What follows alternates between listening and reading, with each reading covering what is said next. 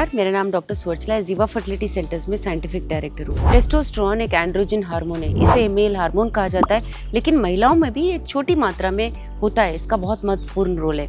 ये ओवरीज और adrenal gland से आता है और इसका रोल फॉलिकुलर डेवलपमेंट में, स्पेशली अर्ली स्टेजेस में, महिलाओं में लिबिडो और सेक्सुअल हेल्थ के लिए जरूरी है, मसल टोन और बोन स्ट्रेंथ मेंटेन करने के लिए जरूरी है, ओवरऑल हार्मोनल बैलेंस के लिए अच्छा है, और कुछ टेस्टोस्टेरोन तो एक्चुअली ईस्ट्रोजन में कन्वर्ट होता है, जो फर्टिलिटी हार्मोन नेटवर्क के लिए बहुत जरूरी होता है। सो ये टेस्टोस्टेरोन अगर बहुत ज्यादा हो तो मोस्टली पीसीओएस महिलाओं में होता है। हाई टेस्टोस्टेरोन लेवल्स होने की वजह से इन पीसीओएस महिलाओं में इरेगुलर पीरियड्स होना या पीरियड्स का ना होना, अंडा एकदम रिलीज नहीं होना, acne, pimples, unwanted hair growth, hair thinning, weight gain होना, स्पेशली पेट के आसपास, बच्चे पैदा करने में मुश्किल होना, ये देखा गया है। हाई टेस्टोस्टेरोन लेवल्स की वजह से अंडा डेवलप नहीं हो पाता और रिलीज नहीं हो पाता। इसकी वजह से अंडे का क्वालिटी इफेक्ट होता है, एंडोमेट्रियल लाइनिंग इफेक्ट होता है और इम्प्लांटेशन मुश्किल हो जाता है। लेकिन लो टेस्टोस्टेरोन के बारे में क्या? ये बहुत रेयर है, मगर अगर लो टेस्टोस्टेरोन लेवल्स हो तो महिलाओं को यूजुअली लो ओवेरियन रिजर्व भी होता है,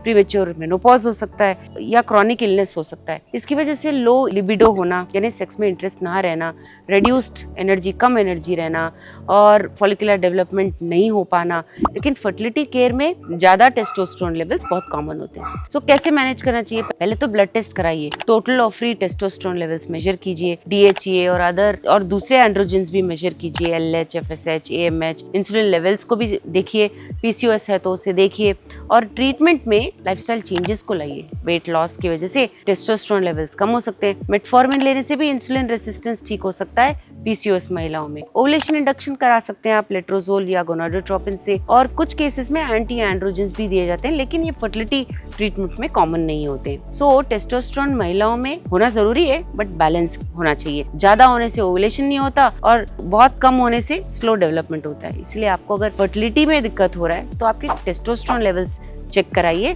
जिससे आपका ओवरऑल हार्मोनल पिक्चर सामने आएगा और ट्रीटमेंट देने में आसानी होगी। इसके बारे में और जानकारी के लिए अवश्य जीवा फर्टिलिटी सेंटर आएं।